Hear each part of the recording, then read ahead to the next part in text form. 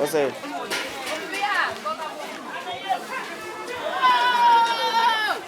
Watch it.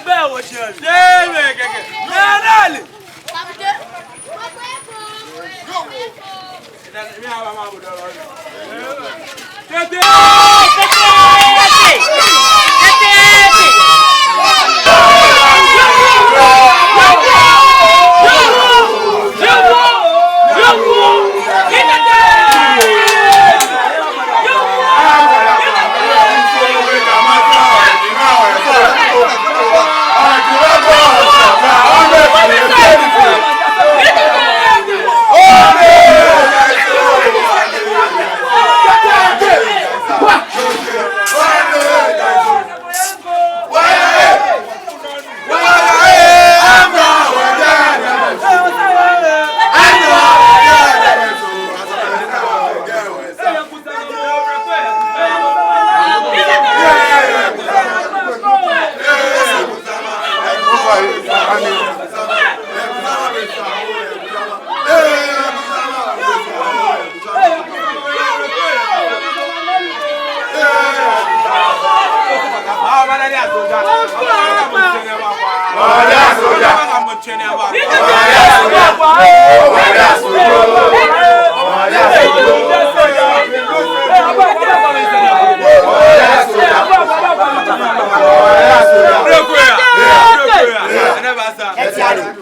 Ago chameganyeme.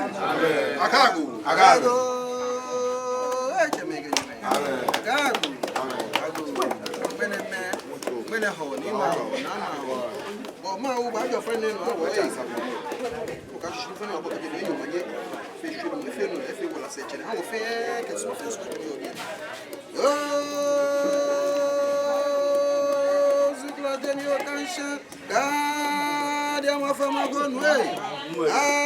Fi o pro za fle ko ma go. O bena so ma go.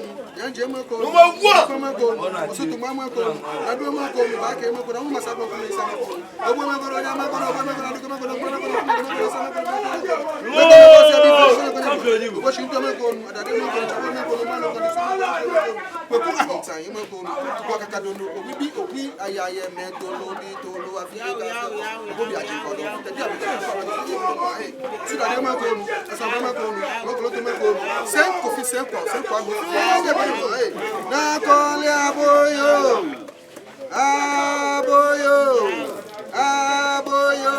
Fofie usheku babubuli atamanso onso emisan aye fojo akroma akotia asebi agbon ye ni o usunchi usunkura fe nye ko gojo mo majo ako mo ocho ye lebi ni ocho ni o manye na ake wo kana be ahun e se wo su ma afi yale mo fe le ho mo ne se mene ho ni ma ho ne be balake wo che ko manche ni yo wono ye osuma wo paraman chief tete wo to obuo nchi eje be e ka mbe wo muchi sake asama wo kanya na le sha na lo nya na le gbe no be wo omanye na ake won sama ni ma afefo yani wo yi afie wo ti mo ji fe ya bo ale na fu ya kabacha ai bu fe bu na cha la ka agbe ni na fe aho ese fe mo obi na ni wa jo fe o we na cha mo fe won te church o ke di mba no ke ya mo ni alumole adan le ku mi me a jo fe o ni aho fe shika ko won ne ko ka yumo wo aho fe wala no ne ko ka yumo wo a jo fe na mo wo fe won te church aka mi no yo obi ni wo ge mo ko e fo ke mo ka te ni aju wo e fo e mo se fe yo eyin tun yo o cha mo ale mo agbe mi tanu yo